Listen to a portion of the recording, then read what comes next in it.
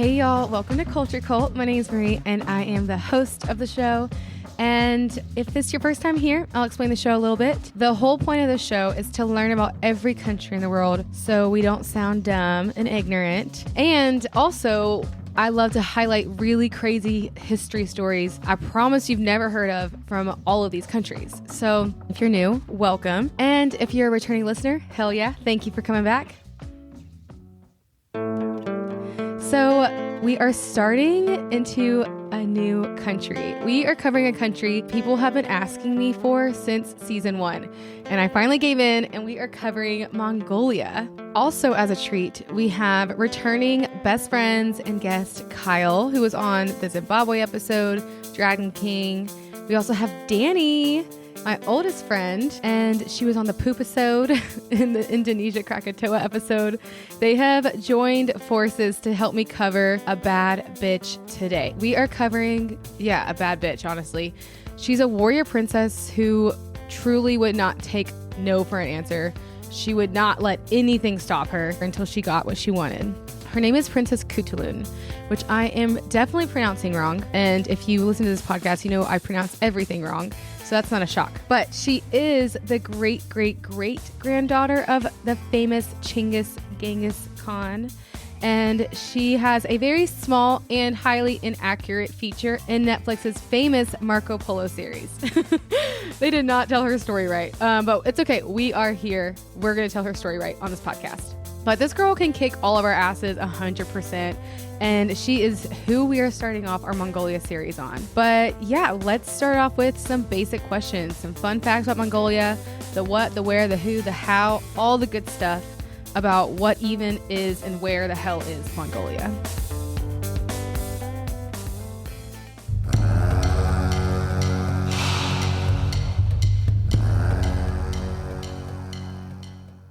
Danny, what do you know about Mongolia?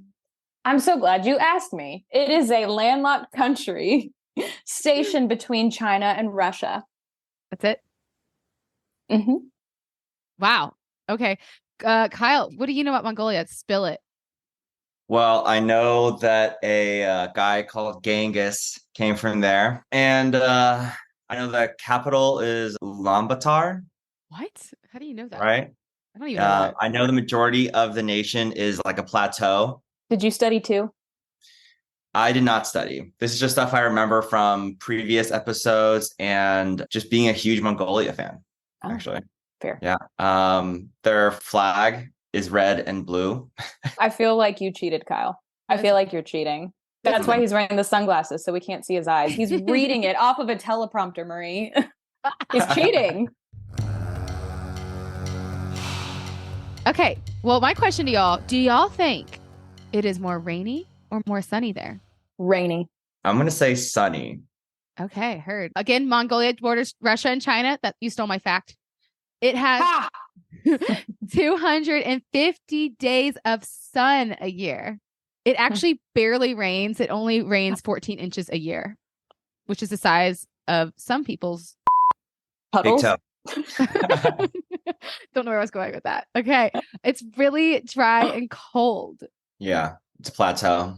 See, you know some shit. It's kind of like Australia where people don't live everywhere. That most of the country lives in the north where like there's greenery and then the rest are it's literally just desert. Okay. So now kind of you can picture that. But also let's talk some animals because Mongolia is definitely known for their animals. They're known for their horses and sheep, snow leopards, which I would not think. They have yaks and they have a 2 humpbacked whale. Camel. Sorry. They have 2 humpback whales. They have 2 of them? 2 of them in a landlocked nation? Where do they keep them? In those 14-inch puddles? I bet camels. Yeah, they got camels. Okay, but like they are mainly more for their horses. It's actually their national emblem. And there are 13 times more horses and 30 times more sheep than there are people in the country. So it's kind of like New Zealand, which we're going to cover. We've covered with Kyle. We're like, there's just a lot more animals. It's like, you hate people. This is your country. Do you know about their nomadic lifestyle? That's what Mongolia is very big on. Kyle, do you know anything you want to share about the nomadic lifestyle? Yeah. I am so glad you asked. So So Mongolia actually is known for having nomadic tribes of people who would basically be as wild and as nomadic as the horses that lived on the plateaus. So they would travel great distances, have no real cities, and they would even in the frigid winters, like just use their horses as food. Like they would just cut off a little bit of their neck or something and just like eat it. If you have no other options and you're going to die of starvation, then you take a little bit off your horse. So like the Dothraki. I think that's where Khal came from. Like Khal Drogo came from like Genghis Khan. Interesting. Okay. That is so interesting. Okay. Well, I did not know that about the horses. That's depressing. Way to kill the mood, Kyle. Yeah. So they live in yurt communities. That's what it's called. And it's just like a yurt. Essentially, it's these massive tents that they like fold up and then unfold. And they all live in there. And, like the whole family. They can fold it and unfold it? Yeah. That sounds pretty nomadic to me. So they fold it and fold it. Okay. That's how a tent works, in case you don't know. And there's the whole family lives in there and they eat in the middle, which I feel like since you are sensitive to fire, you would not like the situation. They'd probably keep it warm though when it was like freezing outside. Oh, like yeah. Warm Yeah, no, for sure. And yeah, they all travel with their horses.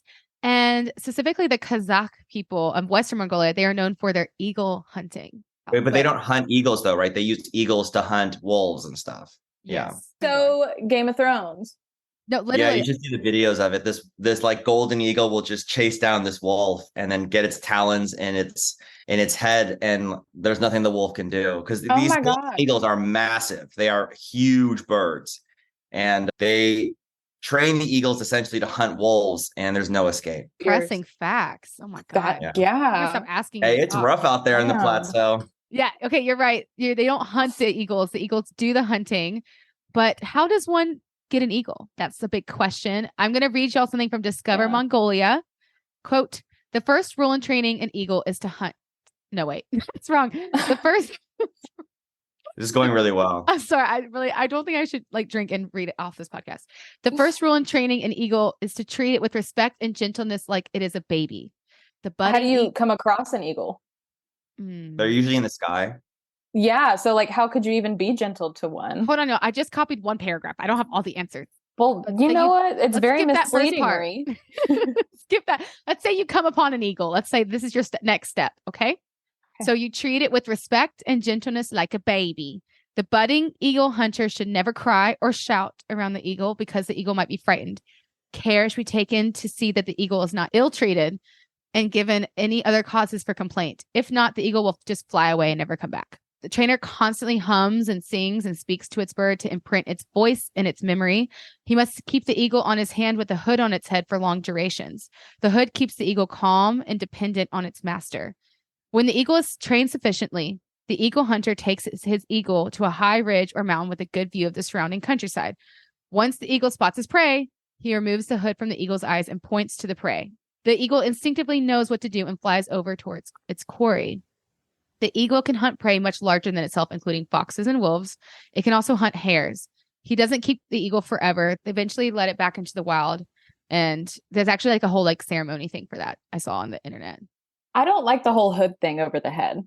That's kind of sad. Well, they don't create dependency. And I know this because when I was in Eugene, there was a bird rescue by us. And so I talked to a lot of falconers and stuff. And they were saying that like you really have to create a symbiotic relationship because the eagles don't need you to hunt or do anything. And so you have to create the dependency or else they'll just fly away and you will never, you'll never convince the eagle that it needs you. Ooh. So that's why they put the thing over its eyes because it keeps it calm and it creates that dependency. Abusive. Yeah. They also say that you have to like prove to the eagle that you can help it as well. So it's not just the eagle like playing fetch with you where you go get it, have it catch a hare and bring it back. The eagle has to eat with you or something like that. Or I can just do this by myself. Interesting. What is that situation when you're like held captive and you fall in love with your captor? Oh, Stockholm. That's what they're doing. But they do let them go. Okay, well, I did have a question. So, you know how in Harry Potter, like you could have like an owl, a cat, or a rat? What is your Mongolian animal that you want? Would you rather have a horse, a yak, or a hunting eagle? A yak. Yak could be a good choice. Mm-hmm. What? You carry stuff on it, go long distances. They're very durable, very friendly. They're cute. They're shaggy. I would go with the snow leopard. That's not an option. The fuck are you gonna do with a snow leopard in the middle of the Gobi Desert? Snow leopard things, What's that? like hunt, and I would definitely give it all the pets. Oh, it could bathe you. Yeah. If I had to choose Okay. between the two, I'd probably choose a horse, but snow leopard for the win. Well, you get that leopard. You do it. Okay, so I'm picking horse. Danny, you're doing yak. Yeah. Okay, and Kyle's choosing a snow leopard. So those are like my little facts on Mongolia for this first episode. But okay, yay, let's get into our story. So today we're covering a bad bitch. Oh yeah! Her name, it's Princess Khutulun. I'm probably going to keep pronouncing her name wrong, so I'm call her Princess K. I feel like that's easier. Does that sound good? Okay. Okay. Okay. So I'm sure our audience is just like, where's Genghis Khan? No, we're not doing Genghis Khan because everyone and their fucking mother is covered Genghis Khan. And that's not what this podcast is about. Everyone and their fucking mother is probably related to Genghis Khan. That is also very true. Danny, do you know who Genghis Khan is? Stop asking me this shit. Uh-oh. Maybe we should do some Genghis Khan. Actually, Kyle, do you want to do a little spark notes for those? Well, essentially, he conquered the entire known world pretty much. For him, he had an empire literally stretching from like literally started Mongolia, China, Korea. He had one of the largest empires of all time. And he is known for a couple of things. One is his cruel military tactics. He would literally do all kinds of horrible things, engage in psychological warfare. We don't have to go into too many details there. But yeah, just terrible stuff. And he died a very wealthy emperor. All right. I know everything now. We're not covering him because on the podcast, we try to cover people who's never been covered. So today we are covering his great-great-great-granddaughter. I think it's 3 greats. So my sources for today, rejectedprincesses.com, which is a real website. Cool. This is a really good YouTube channel. It's called Infographics. It's so good. And a YouTube channel called The History Guy. Straightforward. But yeah, let's set the scene.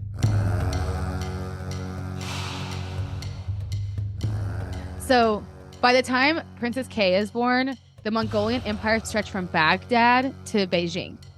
So he has created the largest empire the world has ever seen at this time. When he died, the empire did not die with him. He had a bunch of heirs. So his heirs. So there's Kaidu and Kublai, which we're going to cover Kublai in the next episode, but they're enemies. Kublai, yeah. Kublai and Kaidu are enemies. They're also cousins. But the father of Princess K is Kaidu, which is such a cool name. And I feel like for this episode to just like really kind of picture Game of Thrones, because it is that vibe. Like their house is called the House of Ogadai, which is like, I feel very Game of Thrones. Yeah. So just imagine Game of Thrones. Games of Thrones. But just huge, like vast amount of desert, eagles, horses, like. Don't forget the leopards. Don't forget and the snow leopards. Yes, Kyle. We're there. So Princess Khutulun was born in 1260 in modern day Uzbekistan and Kyrgyzstan, which is next to all the other stands, which was very nice. Very nice, very nice. How much? So that's next to Turkmenistan, Kazakhstan, Pakistan, Afghanistan, all the stands. Afghanistan. So when she was born, she had 14 brothers. Oof. And she got the same exact trainings as them. And she learned to excel in horse riding. She learned archery on horseback by the age of 2, which wow. I'm like, how? Because I feel like 2-year-olds can't even sit up. But this 2-year-old was on a horse and with a bow and arrow at age 2. She learned how to kill a man with a sword, not at age 2, when she was older.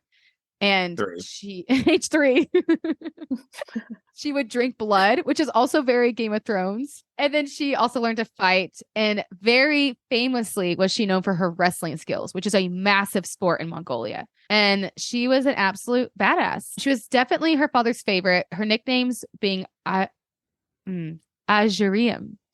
I'm gonna just make. I think that's what it sounds like. I like that. The shining moon. Oh. I know, so sweet. And she was very so tall and very beautiful. On top of being a badass. So hell yeah.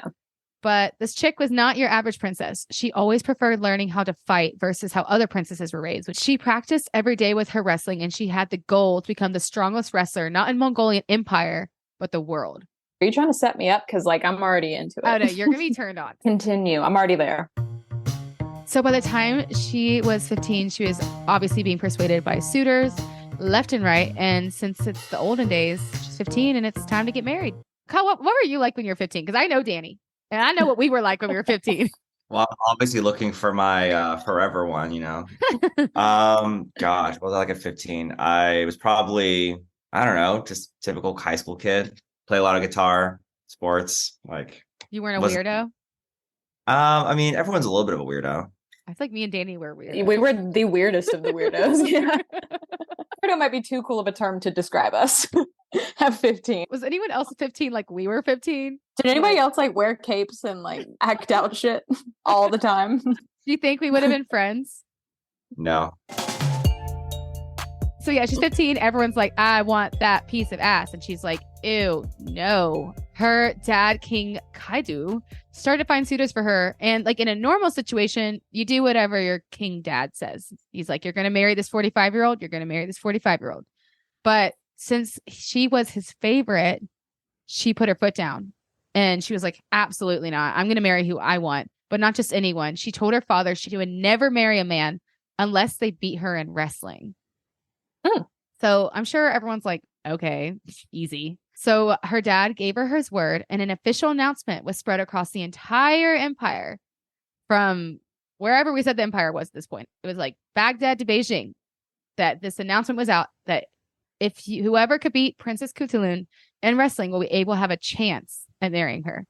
And the entry fee was no joke, though. Like you couldn't just be like any common dude. Right.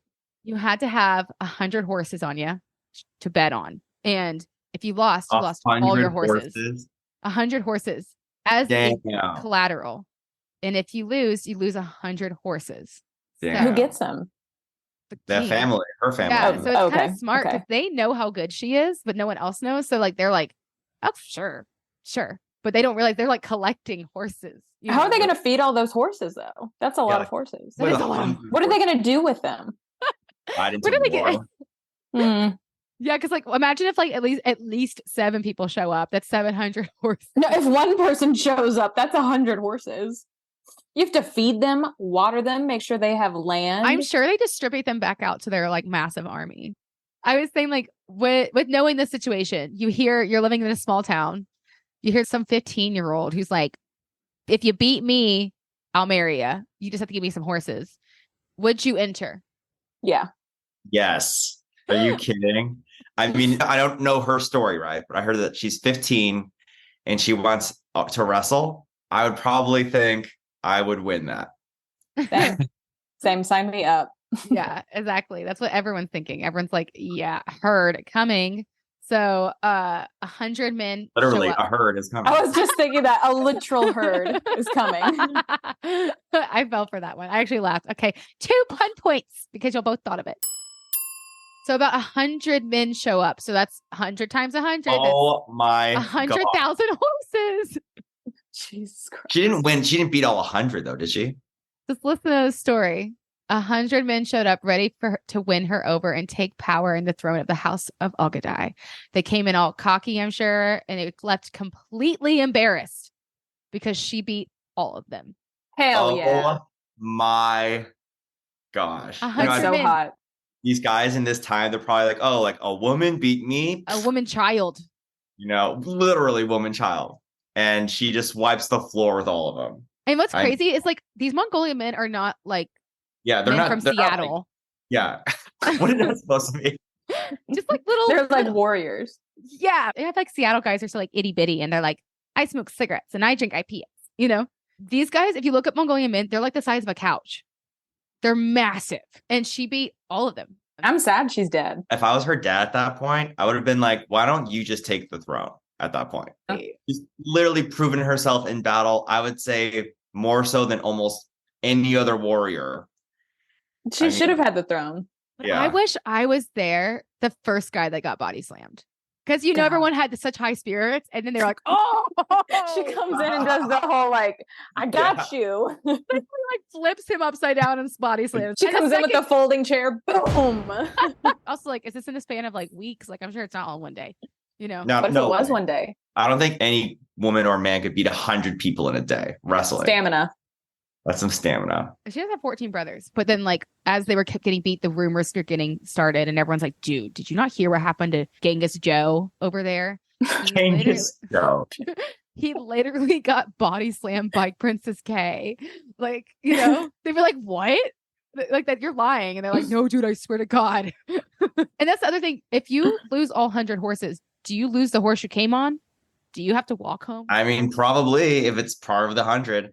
I would do that if I was her. I would do that just so they could walk home. Like you think about you wrestle with your thoughts. But so yeah, that's like it's starting to like go around town. She's beating ass. But one day a suitor shows up to the palace. He is the son of King Pamar, which would have been an Indian king at this point. And he showed up surrounded by all of his servants, all of his gold, all of his horses. And he was also super good looking and young and just hot. And everyone in the town was like, oh my God, don't beat him. We like this guy. He's super hot. He's super wealthy. He's cool. Please just like, don't beat him. And the dad pulled her over actually and was like, hey, I know you have this like independency thing going and all that shit, but like this guy's a match. And apparently she replied back, I'll never lose on purpose for any fortune of this world. I feel that. Can't pretend to lose. I'm gonna like Prince Ali over here. That's what I was thinking, like literally Prince Ali. And yeah, like she was not impressed. She was like, okay. So everyone gathers for this match. Everyone's ready to see this because they're really actually hoping she loses this time. Oh, jeez. Well, they like him. See yourself become the villain. Yeah, right. You know, they like him, and they're like, "Come on, Princess K, don't do it." So the match is out. Everyone's there. Everyone's like, "Please don't do it." And so the match begins, and bam, she slams him right into the palace floor. The room goes silent. Home crowd is cheering against her. What the hell? She didn't care. Oh yeah, she definitely doesn't care. No. And so awkwardly, he and his servants and all left when they left behind their 100 horses. And I'm sure the king was like escorting him out. Like, I'm so sorry. I'm so sorry about my daughter. I'm so sorry. And it was just like so heart crushing because like, I think at this point, everyone's like, whoa, she's serious. Like she turned down that guy, you know, she's actually serious. You have to beat her at wrestling. And so to fair accounts for the guy, I know I described it as like they started the match and bam, he was slammed. But he was the furthest that had lasted with her. So he wasn't a wimp. She's just not a joke. She's just that fucking good. And even the infamous Marco Polo, who we're going to cover in the next episode, because he's hanging out in Mongolia, he ends up writing about her. Ooh. And is like super impressed. And he goes to a lot of the matches too. So after hearing all this, are you going to fight her? Hell yeah. I just want to meet her and I want her to throw me around. I'm there. Kyle, you're quiet. I honestly would.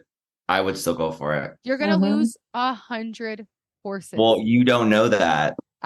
Kyle, first of all, we're talking about Prince Ali lost and Mongolian warriors are fighting her. And you're, no offense, Mr. San Francisco, saying you're gonna. Okay, Miss Alabama. I said I'm not gonna fight her. If I was like coming from a super wealthy family, right, had the horses to spare, you'd at least want the chance to go for it. Because if you think about it, okay, what is 100 horses to a throne? But what about your ego?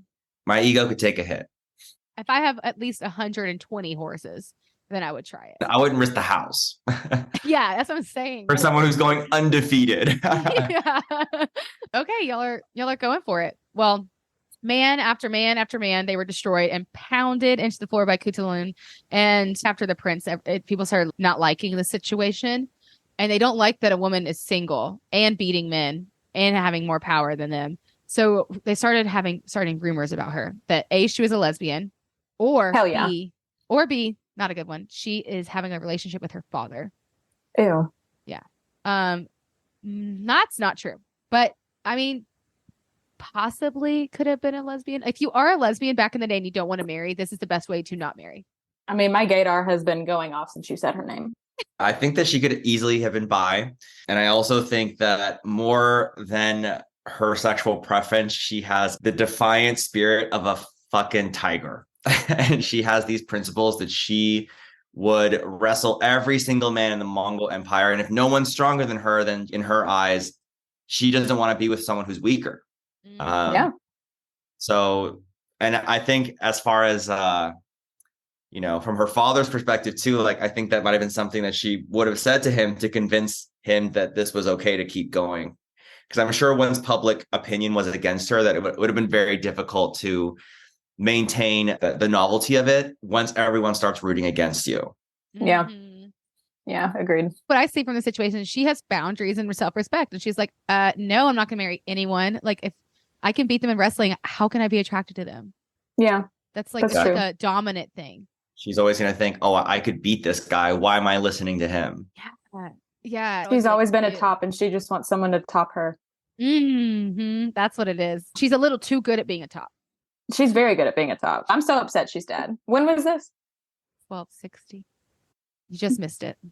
Darn. Okay. Well, according to a Persian statesman named Rashid al-Din, Princess K was fighting so hard because she was actually in love with a guy, and his name was Ghazan. This guy, Ghazan, was in charge of the Persian territories and also a descendant of Genghis Khan, so her cousin. But everyone was a descendant from Genghis Khan at this point. So it's like all those men she fought were definitely her cousin. But unfortunately, the love was unrequited. He never married Khutulun. He actually ended up marrying a woman that was known as the Blue Princess, and she was known to be the most beautiful woman of the entire empire, which I feel like is so subjective, but that's what.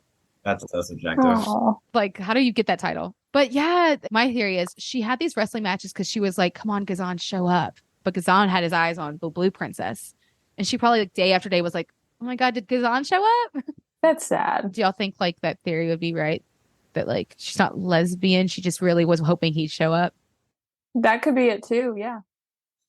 I mean, there's no telling now, but I will say that maybe she's trying to be like, okay, well, since I can't be with the one I want to be with, let's do this way so that I at least have a chance to exhaust my father into finally saying like, okay, That makes sense. True. Yeah. That's also true. My thing is like, you don't fight like that to that extent without some passion behind it. She's fighting for something, and it's definitely more than herself, I would say, at this point. So too, because like, I mean, she's strong, but like, this is ridiculous. But yeah, unfortunately, she was falling in love with a man she could never have. And so some sources said she was never married. Some said she eventually did.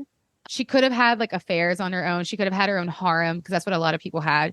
But romance for her was definitely not the thing that was like a theme in her life, though she probably wanted it to be. But she 100% was a warrior, and she did just that. So she fought battles alongside her brothers and her dad. She was known to be super useful on the battlefield because she was lighter on the horse than other men, but she was just as strong. And enemies that knew that she was going to show up were scared shitless. I'm sure word got around and she's just beat up one-on-one.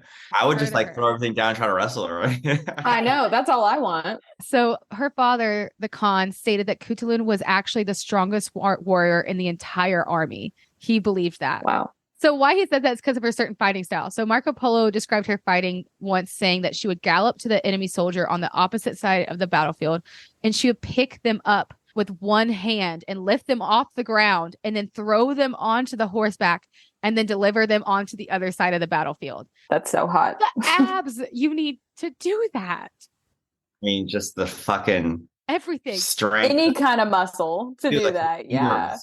Princess is going to lift you over her head, and when you're in full body armor, and she's going to take you for a little ride. Don't question it too much. That's how we U-Haul back then. So everyone had respect for her so much that her father actually wanted to make her the Khan, as you were mentioning in the beginning. Honestly, I mean, if she had been a guy, she would have already be Khan, honestly. Yeah. She has 14 brothers, so I'm sure that caused a lot of fucking drama, but that wasn't technically allowed back then. So, but yeah, years passed. Everyone kind of just stopped pursuing her. So she went undefeated. Oh my God. And she continued just crushing men in battlefields. And in 1301, her dad, the Khan, became very sick, which I'm sure was like, like heart-wrenching. Like your number one cheerleader, the one that gets you, is sick. And everyone else fucking hates you, probably. Oh, for sure. You probably showed up, them and their friends. You're clearly a better warrior than all of them. And you're a girl, so it just makes them feel inferior. But also the fact that they're like, you could have possibly be Khan. I'm sure everyone is like smiling around her because when the dad's looking, but when the dad's not looking, they're like, fuck you, you know? Yeah. Her number one cheerleader is sick. And he said his dying wish was for Khutulun to take over as Khan. And this reminds me of one of the opening scenes in Gladiator, which Danny, you were forced to watch. Remember when Marcus Aurelius is dying and he tells Russell Crowe, I want you to be the emperor. And only he knows this. That's what that reminds me of. So she's around 41 at this point when her dad dies. And she has plenty of political experience, plenty of military experience, but no one was having that she would become Khan. So after her dad died, no one would let her become Khan. And a man named Dua took over and he became Khan. So what happened to Khutulun? So in a few short years, Khutulun would be killed. She died in 1306. No one really knows how she died. It could have been on the battlefield. It could have been any of her brothers. And it definitely could have been Dua because I'm sure he was definitely scared of her and that she would take over. So those are some theories about how she died. There's not that many sources on her except for what Marco Polo wrote and then Rashid al-Din, who wrote about her. The rest has been completely orally passed down through Mongolia and through China's history. But her name lives on. Her story made it all the way to France in 1710 when a French writer named Francois Petit-Lacroix. I feel like she would slam that guy to the ground for sure. I know. Well, no, we like him. He created an opera called Taradot, Taradot, which is a big opera, I think. And it was inspired by her. She has also been featured in the Netflix series Marco Polo, except that is a highly inaccurate show. Yeah. It's good, though, if you don't know anything about the history. It's a vibe. It gives, if you want to actually feel like what Mongolia might have felt like, I feel like it's a good little teaser, but it's really inaccurate. And she doesn't even have a big part in the show. It's like, hello, you missed a whole story right there. Yeah. You did the wrestling part, though. How did Marco Polo show her in the show? I think she was doing what she does best, which is fucking take names and kick ass, you know? All right. And he was like, whoa, she just beat this guy. And so I don't think they have a whole lot of scenes where they're speaking to each other, but they definitely have some scenes where Marco Polo is like watching her and they do speak sometimes, but there is like that little love triangle between her, the other guy, and like all those other suitors who are trying to win her and win the throne. Okay, interesting. It's not really accurate, but I'm sure it made for a juicy story. So, I mean, if we were to create a movie about her, like who do y'all think should be the star? Well, I mean, Zoe Saldana comes to mind. Who's that? Did you guys see Avatar? Oh my God, I literally served her at the restaurant. She can eat. She Hell ordered yeah. the ribeye, the lamb, the shawarma, every single appetizer. They fucking went to town. And I remember everyone was so jealous because I had her because I didn't know who she was. But she was gorgeous. And she ate the whole ribeye. So yeah. So the reason why is because she usually plays a pretty strong character. So like in Avatar, you know, she plays a very strong, independent, basically like strong female independent warrior. And I always feel like you kind of get casted in roles that you may have been in a past life or something like that. Like there's some there, you know. Interesting. Yeah, there's some kind of energy there that's transferring from whatever came before. She also plays in Guardians of the Galaxy, Gamora, who is also a warrior.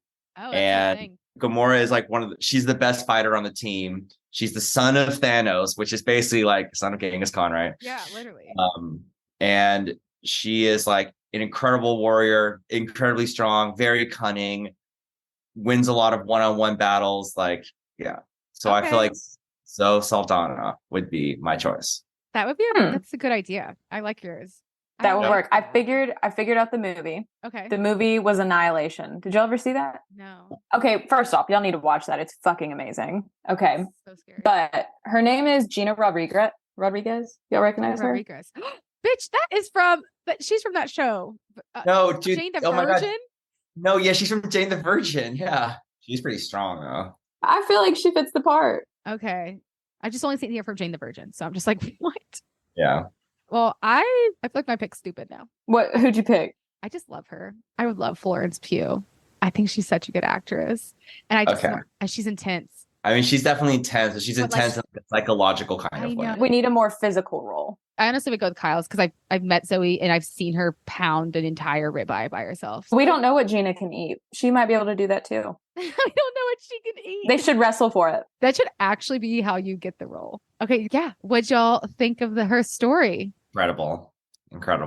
I mean, I don't really know what else to say. She is a tiger. She's a tigress for 100%. Like her strength, her will, her focus, her acts in war. It just really sucks that like they determined it by sex at this time, because I feel like she would have been a way better Khan than like anybody else. You know what I mean? I think so too. And I wonder how many people were missing in history just because they were women. She could have been a fucking Alexander Great. She could have been so many things. Yeah. I'm so glad her dad supported her. That must have been like incredibly unusual at the time for her father to be like, okay, fine, you can wrestle 100 guys. Like, you know what I mean? Like if you think about other kings or other tribes, like how uncourtly, you know, to have a woman wrestle a man, like how unfeminine, until she kicks all their asses. I mean, I feel like she literally just beat them at their own game so hard that they didn't even know what to do with her. They didn't know what to do. Yeah. Because if she was a guy, she'd be on the throne. It's like they would know what to do with that.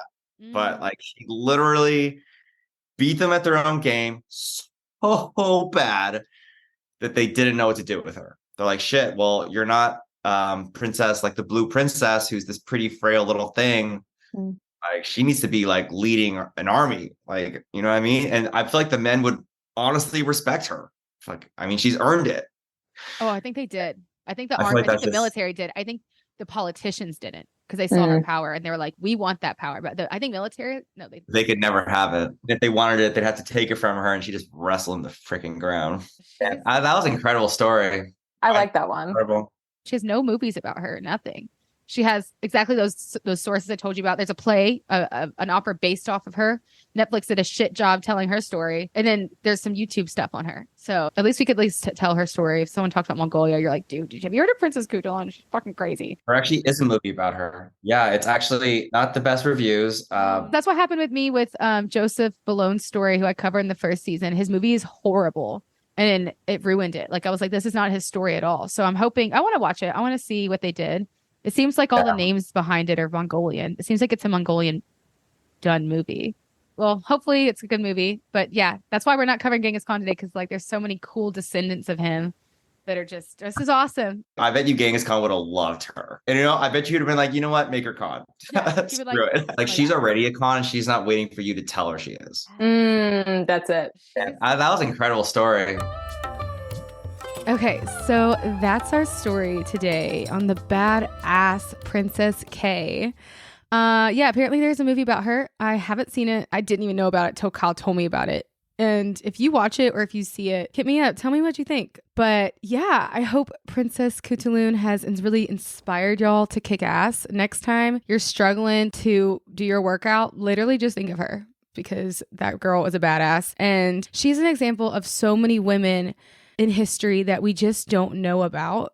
And also were never allowed to pursue their full potential glory. I mean, think of the destruction and power she could have had if she became Khan. Like she would have written history. There's just so many women out there like that. And that's why I do this podcast, is I want to make sure that when we think of people's stories, we don't just think of the big names like Napoleon, Hitler, Genghis Khan, like all these big names we hear about. Meanwhile, we have people like Princess Khutulun sitting on the sidelines, and she's like, what about me? You know? So I hope her story inspired you, and I hope it makes you want to kick some ass. But so next episode, it actually ties into her story. We're covering the famous Marco Polo and Princess K's uncle, the very famous Khan, Kublai Khan. I am also having Danny and Cal back on that one because they'll understand the story a bit more for the next one. Also, if you want to tune into some more real Mongolian chanting music, check out the links below in the show notes. One of them I found is called Hu, H-U. It's Mongolian hard rock folk band, and it's awesome. So I'm going to add them to the podcast playlist, which I keep forgetting to mention that I have a podcast playlist, and it's badass. It's world music for Morocco, Colombia, Mexico, Taiwan, Australia. Like, the music on there is super good, and I'm going to add Hugh on there. But if you ever want to learn more world music, check out the podcast playlist. I will have it in the show notes along with the Mongolian music. Lastly, I just want to say thank you guys for listening. I want to shout out a couple locations that are listening. I want to shout out Ireland because I feel so blessed that y'all are listening, because Irish people are the shit, and the fact that y'all are listening makes me feel great.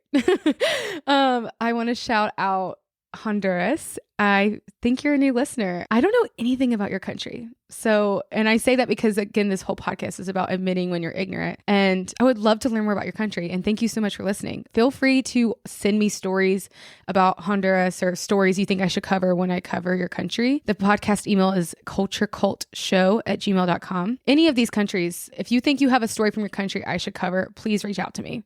But yeah, thank you, Ireland. Thank you, Honduras. And from America, shout out to Houston. What's up? I've heard your town is actually pretty fun, Houston, Texas. And one of my favorite podcasts, a recent podcast I'm starting to become obsessed with, it's called Your Favorite Aunties. They're from Houston. So I know y'all are a cool town, and I really appreciate y'all listening. And if you do love the show, and if it brings any joy to your day, if you want to scroll over to Apple Podcasts, even if you listen on Spotify, and leave a review, it really means the world to me, because sometimes I feel like I'm just talking into the void, and it's a lot of hard work. The podcast is. And just to see those reviews, it really just keeps me going. And if you have a friend who doesn't know shit about the world or Mongolia and you think they need to learn something, send this episode to them. Just sharing the podcast really helps, because I really don't want to do social media marketing, y'all. Please don't make me do TikTok, please.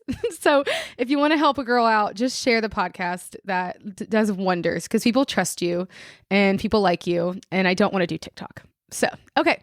Lastly, if you want to have a good time, join us on Instagram. I say us, it's really just me. Join me on Instagram at culturecultshow. And yeah, I don't know where you are in the world listening to this. I don't know if it's sundown or if it's morning or if it's your ride home from work, but I hope you have an awesome day. And thank you guys for tuning in. And I hope you'll kick ass like Princess K. Tell your friends about the culture cult. That would be a cool thing to do. Tell your friends about the culture cult. That would be a cool thing to do.